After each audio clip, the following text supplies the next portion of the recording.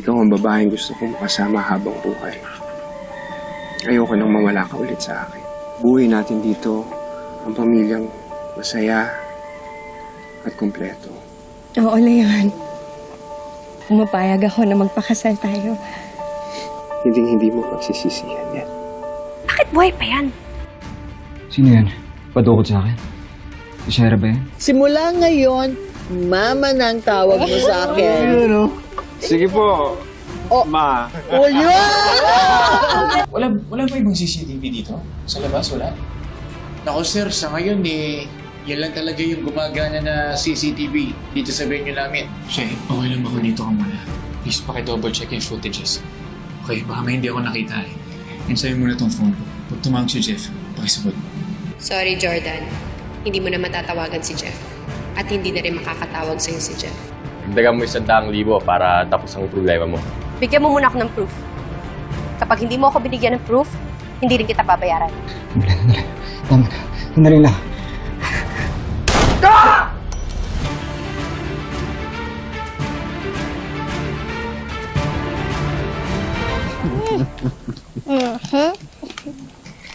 Kapag po ba kinasal na kayo ni Mami Tito Leon, ibig sabihin magkakasama na po tayong lahat in one house? Papayag ka bang kasama mo kami lahat? Oo naman po. Para lagi po tayong happy like this.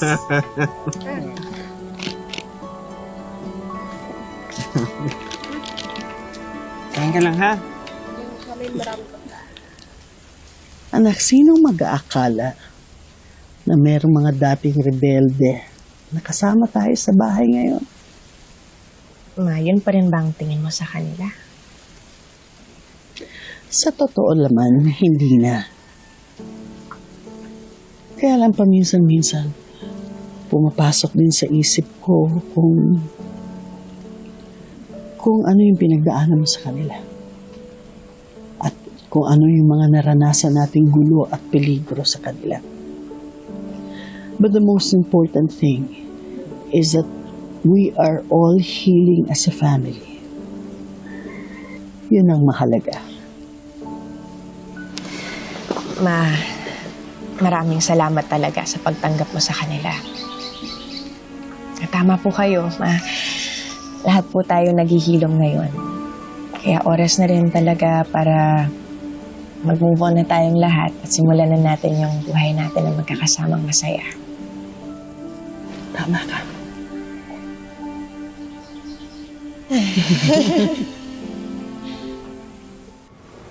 Ano, napatay niyo na ba siya? Shay? Sino kausap mo? Wala. Ba't parang namumutla ka? Ha? May kausap kasi akong scammer. Munti ka na ako ma-scam. Pero okay na. Sandali, kukuha kita ng tubig. Okay, thank you.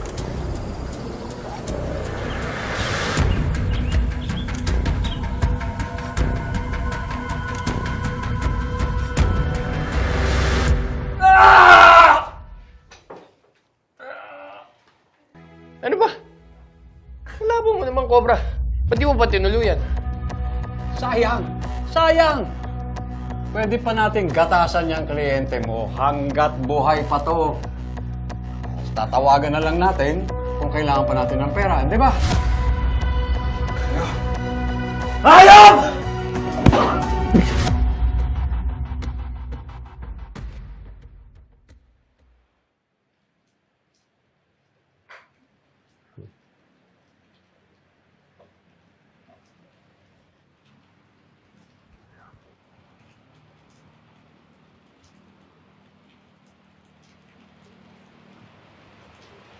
Bakit?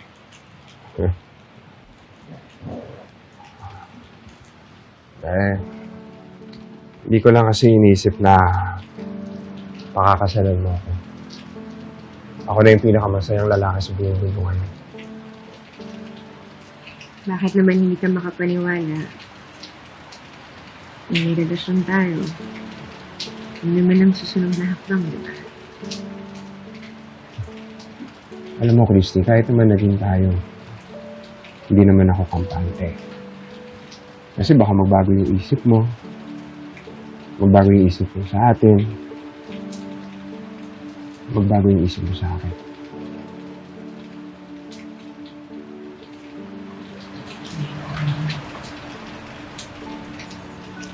Ngayon, alisin mo lang sa utak mo.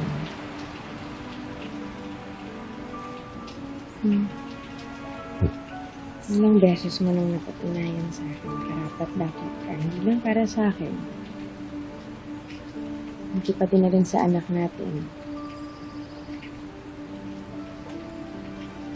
At siguro kaya natin pinagdaanan lahat ng yon kasi kailangan pa kitang makilala ng buong-buo. Kailangan pa kitang kilalanin. Ang sa'yo lahat ng magaganda, sasama. Tinatanggap ko yun. Tanggap kita, Leila. At hindi ako nagsisisi na pinili kita.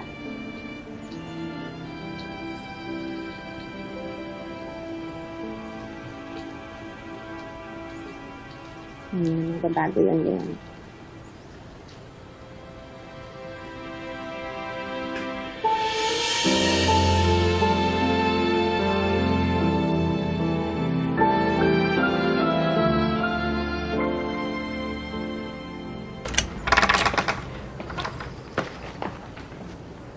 Leslie, Oh, Leslie. pinapasok na ako nung yaya nyo. Nasa taas siya pinapatulog si Jordan Jr. Han, sige na. Mag-base ka na sa taas. Mag-usap lang kami. Punta ko na si Junior, ha?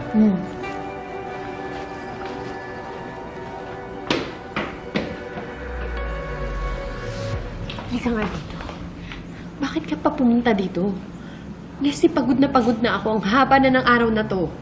Chris, sorry Mukha ba ako nagpaspa all day? Binali ako ni Jeff, remember? Natanga yung kotse ko, yung cellphone ko. Hindi mo nga ako binalik ko na sa bahay niya. Kamaingay. Yung kotse mo, malamang nandoon yun sa parking lot ng events place, okay? Ako na maghahanap. Ako na bahala.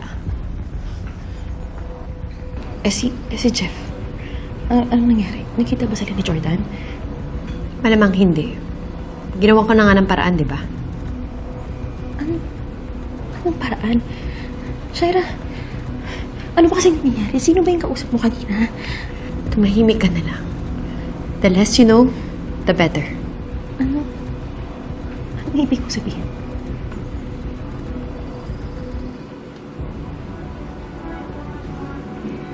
Is he dead?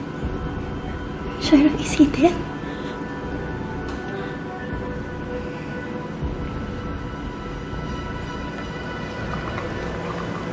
Leslie.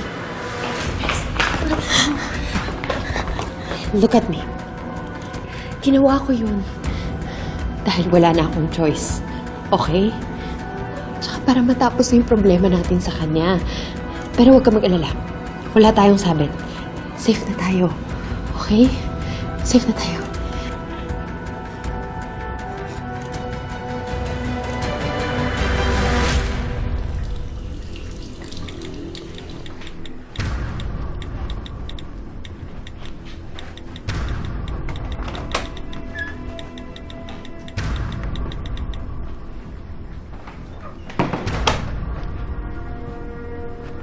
Han? Ba't ka nga pala nagpunta sa event kanina? Ha? Hindi kasi, di mo naman sinabi kung anong dahilan kung ba't ka nandun kanina. Namimiss lang kita. Wala na kasi tayong quality time simula nung mag-plan tayo ng wedding eh. Sobrang busy na natin. Di kaya nakita ka ni Jeff. Kaya hindi siya tumuloy.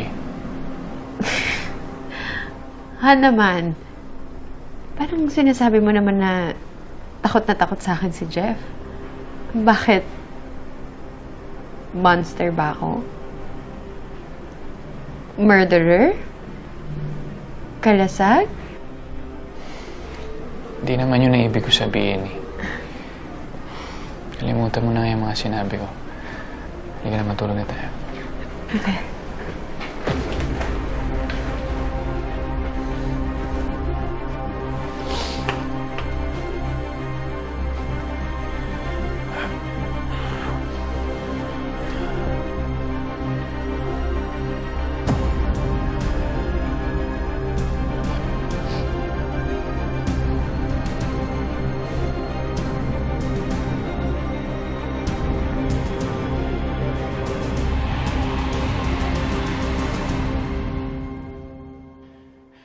Nakikiusap ako, pakawalan niyo na ako.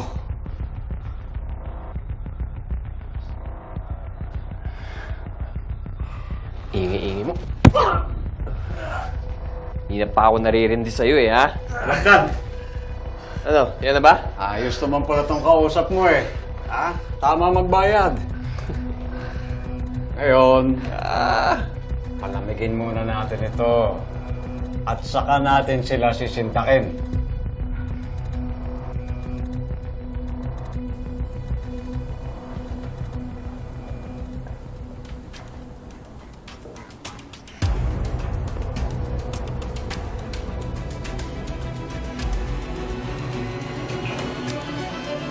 Siya yan.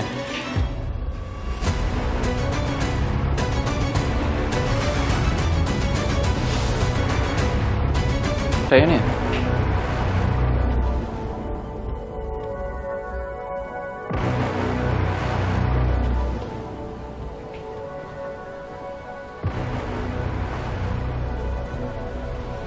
Kanina ka pa dyan? Han? Hindi, kakababa ko lang eh. Parang nakita ko, ang weird ng pinapanood mo. Ano ba yan? Hindi. Nag-send lang sila ng nakakatakot na video. Pagpasensyahan mo na medyo malakas yung trip nun eh. Kain ka ng breakfast? Hindi. I need to go. Doon ako kakain sa trabaho, ha? Thank you. Okay. Bye. Bye. I'll see you later, ha? Okay.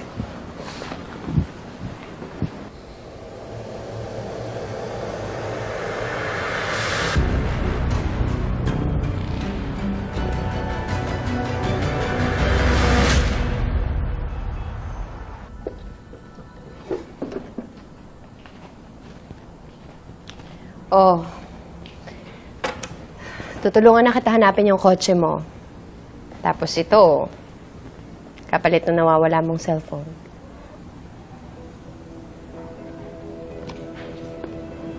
I'm sorry kung nadamay ka pa dun sa nangyari kay Jeff.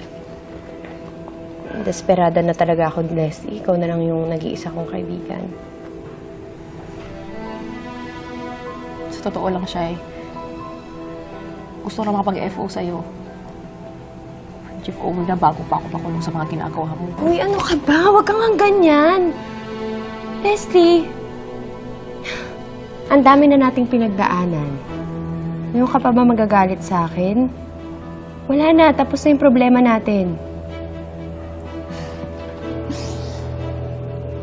Limutan mo na siya. Mag-move on na tayo. Mag-move on na tayo sa pagpaplano ng wedding namin ni Jordan. Dahil ngayon, wala nang makakapigil sa kasal namin.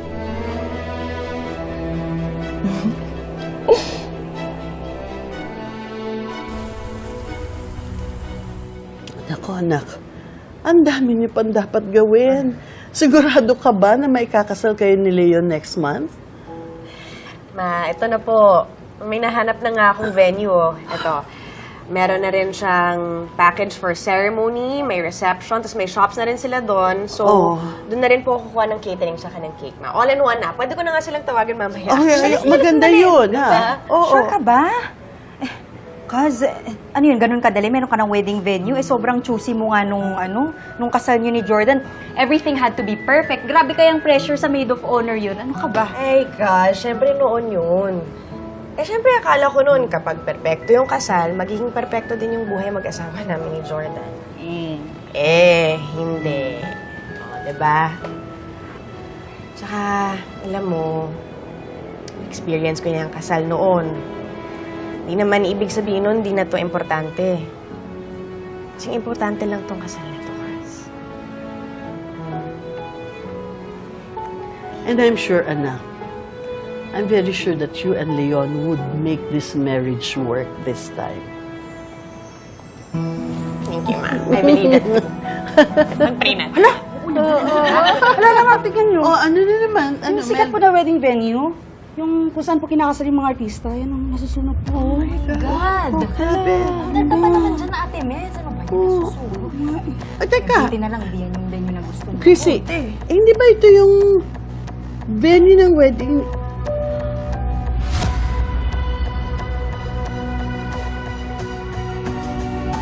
Hindi pwede mangyari to, Leslie. Nabigay ko na sa kanila lahat ng details sa wedding ko. Ano ba naman yan? Ba't sa akin nangyayari to eh? Baka karma. Ano? Ang sabi ko, try not to worry. I'm sure naman may contingency plan yung venue para sa mga ganyang situation, di ba? For sure, may i-recommend niya silang other venue. Anong other venue? Ayoko ng other venues, Leslie. Yun yung perfect place para sa second wedding namin dalawa ni Jordan. Ano, don't tell me tatawagan mo yung venue. Shaira, bigyan mo sila ng time para makarecover sa nangyayari. O, di sige. Si Jordan na lang tatawagan ko. Siya na magpapakalma sa akin.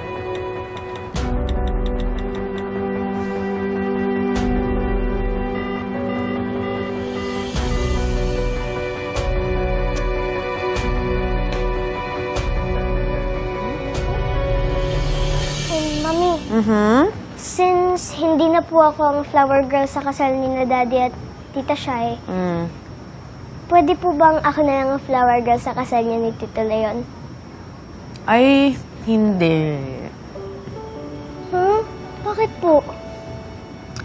Kasi anak, gusto ko maging little bride kita on my special day. Tayo na tayo ng suot. Gusto mo? Really po, Mami? Mas gusto ko po yun. Happy ka? Excited na po ako sa kasal niyo. Excited na po ako sa kasal niyo ni Tito Leon. I'm sure very happy ka po. Yes, of course, anak. Ikakasal ka na? Sa akin siya, oh sa akin siya.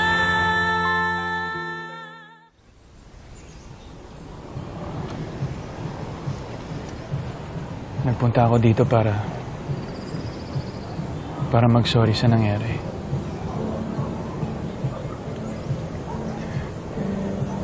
Gusto kong humingi ng isa pang pagkakataon na sana payagan mo si Tori na pumunta sa kasal ko.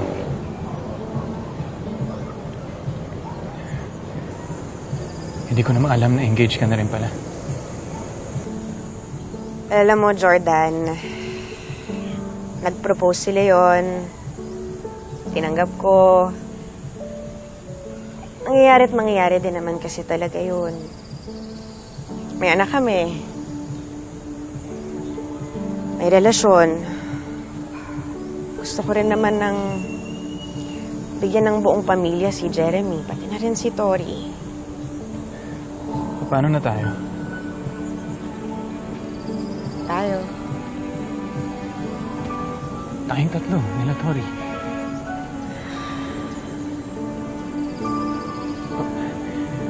Paano ba na pag kinasal kayo ni Leon? Siyempre gusto ko makasama yung anak ko. Gusto ko pa rin makita yung anak ko. Jordan, kung may magbabago man, hindi yun dahil kay Leon. Hindi ko na kayang ipagkatiwala yung anak natin kay Shaira. Hindi ko na palalapitin yung anak natin sa bahay ninyo. Christy, nandun ako. Nandun naman ako eh. O yun eh, hindi mo nga kayang ipagtanggol yung anak natin sa mapapangasawa mo eh. Hindi totoo yan, Christy. Alam mo yun. Wala na, Jordan. Nakapag-desisyon na ako. Yun na yun. Yun na yun.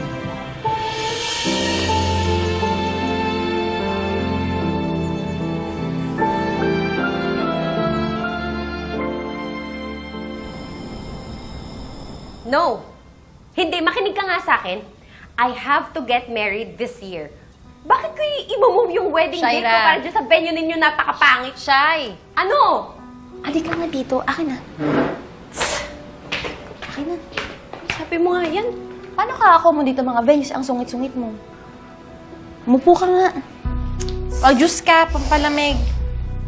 I hate this, Leslie. Paubos na yung contacts natin. Hanggang ngayon, wala pa rin tayo mahanap na magandang venue. Short notice nga kasi. Mahirap talaga maghanap. Pasensya na kayo sa kaibigan ko.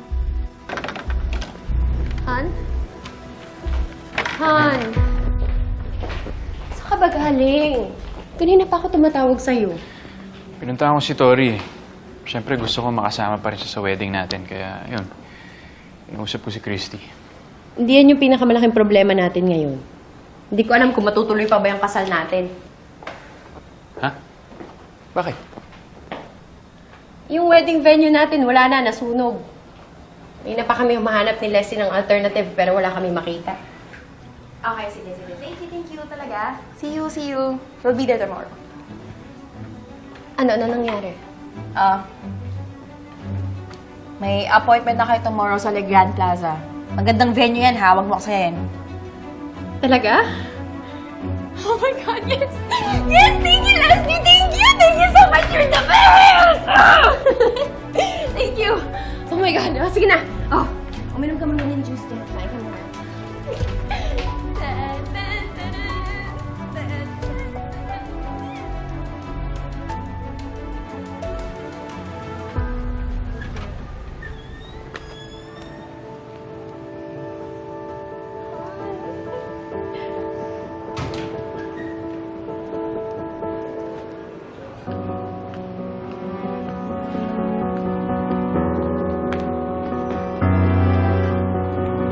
Miss, ito po yung down payment namin para ma-reserve na yung date. Thank you, ma'am. Thank you.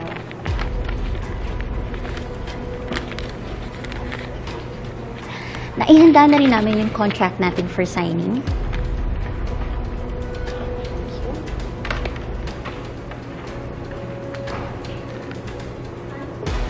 Hi! Good morning. Ma'am?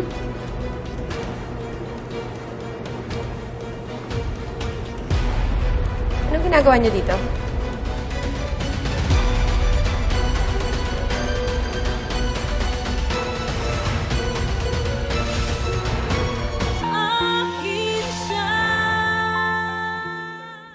Ma'am, magkakilala po kayo? Ma'am, mamaya po yung appointment nyo. Aasikasuhin ko muna sila. Ay, hindi. Teka lang. Ano to? Ikakasal din kayong dalawa? As a matter of fact, Shaira, oo. Ikakasal na kami. Tsaka na down payment na nga namin yung venue kasi kakasal na kami next month. Uy, nabalitaan ko nga pala yung venue nyo nasunog daw. Hala. Yes. Kaya nga nandito kami para i-finalize na yung reservation namin dito sa venue. Kailan nga ulit yung kasal ninyong dalawa? Para ma-make sure ko na mas mauna yung kasal namin ni Jordan kaysa sa inyo. Ma'am, I'm sorry, pero isang date na lang po yung open namin next month. Naibigay na po namin kila yung Christy. And next 2 months na po yung susunod naming opening. Teka, sandali. Tinawagan na namin kayo, di ba? Para i-reserve yung date?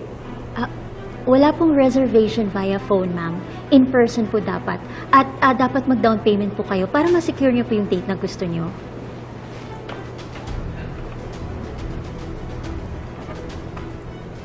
Paano ba yan, Shaira? Kami nakapag-down payment na. Napirmahan ko na rin yung kontrata. So, sa amin na talaga yung venue. Ano nga yung sinasabi nila? Sorry, not sorry? Tama ba?